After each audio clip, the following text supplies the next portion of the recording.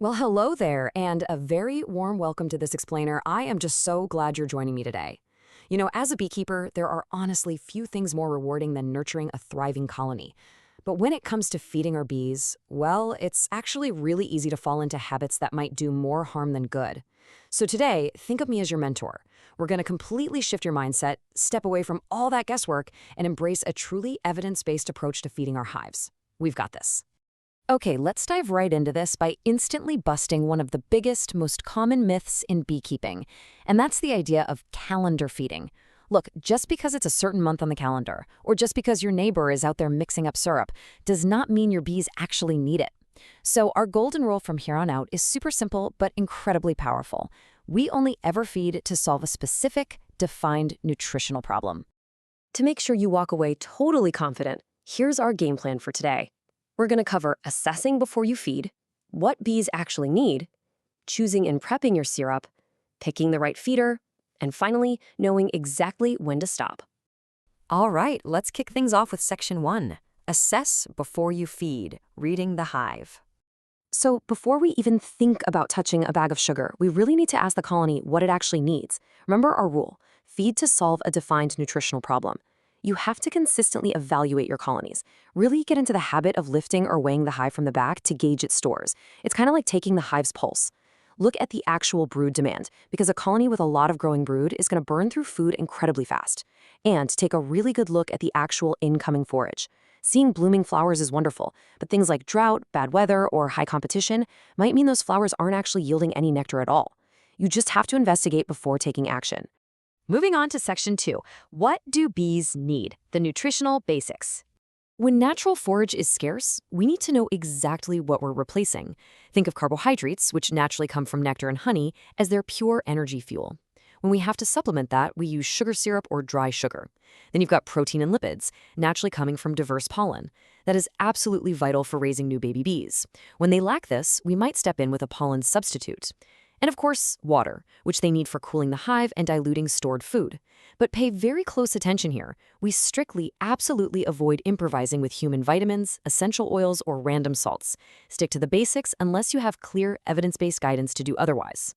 Now, just as important as knowing what to feed is knowing when feeding is completely wrong. You should never, ever feed when a strong natural nectar flow is already supplying the colony or if there's active robbing happening in your apiary. But the absolute non-negotiable rule is this. Never feed sugar syrup when harvest supers intended for human honey extraction are on the hive. We have to protect the integrity of our honey crop. Plus, remember that if a colony is failing because of uncontrolled Varroa mites or disease, pouring syrup on them is just not going to cure that underlying problem. All right, Section 3. Choosing and prepping syrup, formulas, and safety. So once you've diagnosed a carbohydrate shortage, you gotta choose the right syrup. You'll often hear beekeepers talk about light syrup versus heavy syrup. Light syrup, which is traditionally a 1-to-1 ratio, is mostly used for spring stimulation, getting new packages established, and encouraging bees to draw out wax comb. Heavy syrup, traditionally a 2-to-1 ratio, is your go-to for fall feeding. Why? Because it has way less water for the bees to evaporate before they store it for winter. But here's the catch. There's no single universal recipe. You must always specify if you're measuring your ratios by weight or by volume, because they are definitely not the same thing. Find an evidence-based local standard and stick to it consistently. Let's walk through the exact safety steps for making this stuff. Step 1, you must use plain white granulated sugar and potable water. Please never use brown sugar, molasses, or raw sugar. Those contain solids that can cause literally fatal dysentery in your bees. Step 2. Heat the water just enough to dissolve the sugar, but always remove it from the heat source before you start mixing. Never boil or scorch your syrup. Caramelized sugar is highly toxic to bees. Finally, steps 3 and 4. Let that syrup cool completely before you fill your feeders. Hot syrup can injure your bees, warp your plastic equipment, and create disastrous, sticky leaks. I really cannot stress this rule enough, my friends. You must never feed honey of unknown origin to your bees. I know it sounds like a nice treat, but grocery store honey, imported honey, or even a jar from a neighboring beekeeper can carry microscopic, deadly American foulbrood spores. Even if that honey looks and smells perfectly fine to us, it can wipe out your entire apiary in a flash. Only ever use white sugar syrup or honey frames from your own known disease-free hive. No exceptions. Moving right along to Section 4. Picking the right feeder, delivery, and security. Delivering your feed safely is honestly just as vital as the recipe itself. You've got several internal feeder options, and they each have their own pros and cons. A top feeder gives you huge capacity, and you don't even have to open the brood chamber, but it can carry leak risks. A frame feeder sits right down near the warm cluster, which is awesome, but it does take up valuable frame space. An internal inverted pail is simple and enclosed, but it relies on a vacuum seal that can actually fail if the temperature shifts rapidly. Whichever one you go with, you absolutely must ensure you're using manufacturer-designed ladders, floats, or mesh. If you don't, your precious bees are going to drown in the very syrup that was meant to save them. Now let's talk about something you should run far away from: open or community feeding. This is when people leave buckets of syrup or wet, extracted honey supers outside for the bees to just clean up. Please, let's bust this myth right now. Open community feeding is a massive biosecurity risk. It spreads diseases right between colonies, it draws in unwanted non-target insects, and it promotes vicious, deadly fighting among your bees. Always, always feed inside the hive. Because we're feeding sweet, tempting syrup, we have to enforce strict security protocols to prevent robbing. Again, always use internal feeders, especially during a dearth. Reduce your hive entrances so your guard bees have a much smaller space to defend. Try to fill your feeders late in the day and instantly clean up any spilled drops of syrup on the ground or on the boxes.